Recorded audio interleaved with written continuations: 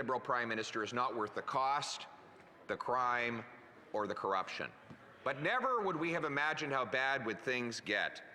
Today, I look at the newspaper headlines. Even the media is noticing how bad things are. A headline in the National Post, and I quote, "Secret RCMP report warns Canadians may revolt once they realize how broke they are." The RCMP has produced a report saying that Canadians are so poor, desperate, and miserable that it may lead to political instability and other turbulence that you could not even have imagined would occur in a first world country 8 years ago. I now turn my attention to the Globe and Mail. Remember, this is the same Globe and Mail that criticized me for using the term gatekeeper to describe how homes could not get built. Well, here's their headline today. Homeownership is turning into a gated community that renters can't join. So years after saying that it was very dangerous for us to talk about gatekeepers, the Globe and Mail has now awakened to the fact that the Prime Minister in 8 years has turned homeownership into a gated community, shutting people outside of the gates. A small privileged group gets richer and richer as a growing mass of working class youth and seniors renting apartments can no longer afford any place to live. I used to warn that there were 35-year-olds living in their parents' basements. Now, that's the least of our concerns. Now we're worried that those 35-year-olds and their parents might not be able to make their mortgage payments at all.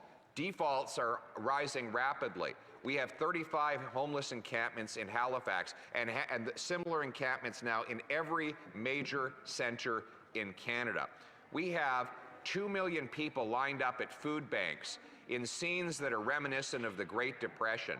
35% of charities now say they're turning away people because they no longer have the resources, and food bank shelves are emptying out.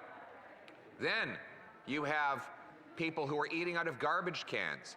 8,000 people now having joined something called the Dumpster Divers Network, a Facebook group where they share tips on how you can climb into a garbage can and pull a meal out because there's nothing you can afford at the grocery store and nothing left at the food bank. This year, groceries are going to cost $700 more than they did last year for the average family. And in the middle of all of this, what does the NDP and this Prime Minister choose?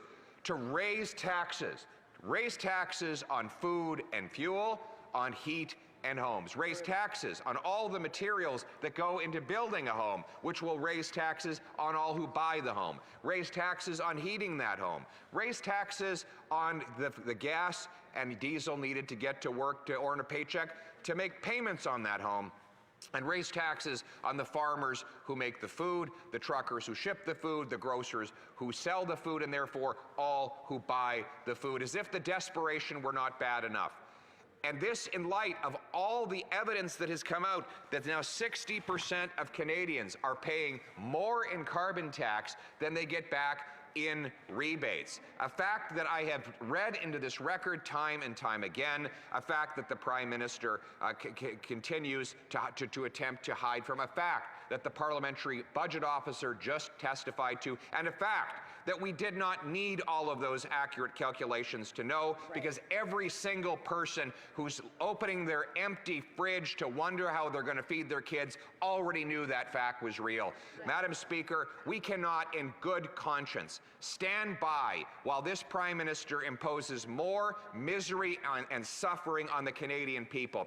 Canadians are good, they are decent, they are hardworking. They do not have to give up on the things they used to take for granted, affordable food and homes, just for the incompetence of ego of one man. He is not worth the cost. He is not worth the crime. He is not worth the corruption. He is not worth giving up the country that we knew and still love. We as common sense Conservatives are ready to restore hope in this country, but it starts with change. We rise today to vote non-confidence in this NDP Liberal government and to restore the great country that we love based on the common sense of the common people united for our common home. Your home, my home, our home. Let's bring it home.